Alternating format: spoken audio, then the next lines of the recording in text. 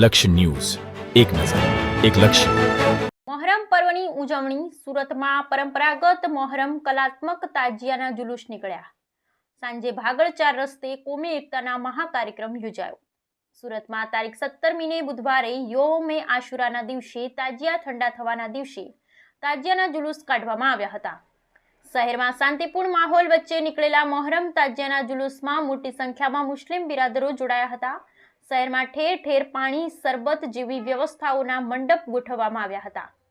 ઇસ્લામ ધર્મના હઝરત મોહમ્મદ પયગંબર સાહેબના દૌત્ર હઝરત ઇમામ હુસૈને સત્ય અને ન્યાય ખાતર 71 સાથીઓ સહિત શહાદત વહોરી હતી. આજે હજારો વર્ષ બાદ પણ હઝરત ઇમામ હુસૈનની કુરબાની ભૂલાઈ નથી, જેની સ્મૃતિમાં મોહરમ મનાવવામાં આવી રહ્યો હતો. ત્યારે સાંજે શહેરના હૃદય સમા વિસ્તાર ભાગળ 4 રસ્તે કોમી એકતાનો મહાકાર્યક્રમ યોજાયો હતો.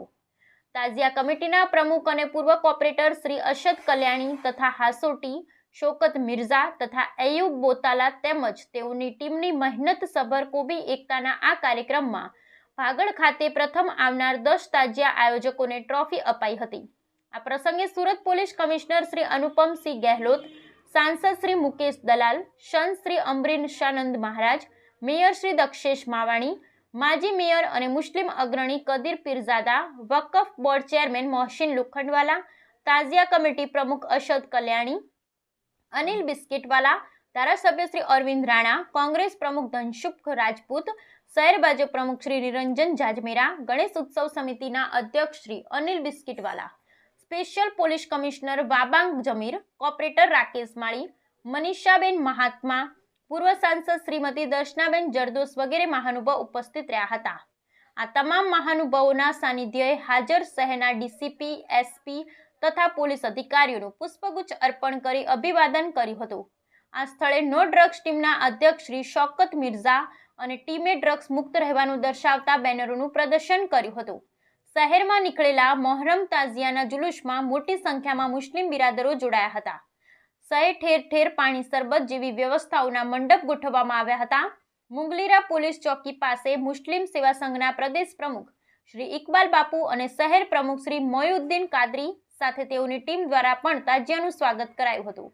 શહેરના અલગ અલગ વિસ્તારોમાંથી આવેલ કલાત્મક તાજિયા ભાગળ 4 રસ્તા ખાતેથી પસાર થયા.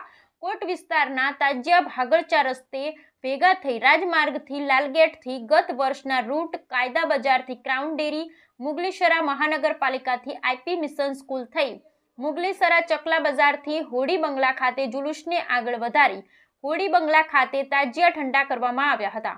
સમગ્ર મોહરમના તહેવાર દરમિયાન પોલીસોના અનેક જવાનોનો કાફલો, શાંતિ સમિતિના સભ્યો, એફઓપીના સભ્યો તથા સ્વયંસેવકો ખડે પગે તૈનાત રહ્યા. Bureau report Kamlesh Parekh. અને બીજા આપણા ઇન્ડસ્ટ્રીયલ શાંતિ બે શાંતિ રહે તો લોકોને ઉન્નતિ થાય, શહેરને ઉન્નતિ થાય અને શહેરના ગ્રોથ થાય.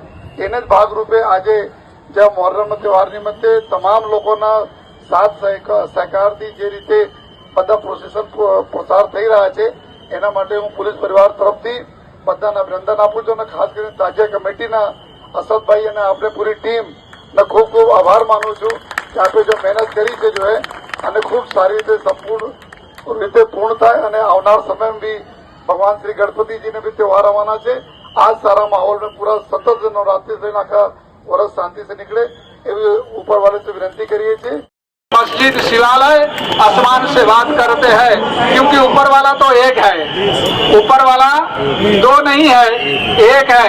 और हमारी प्रार्थना, आपकी दुआ, उनकी अरदास, ये सभी एक ही भगवान को, ईश्वर को, अल्लाह को पहुंचता है.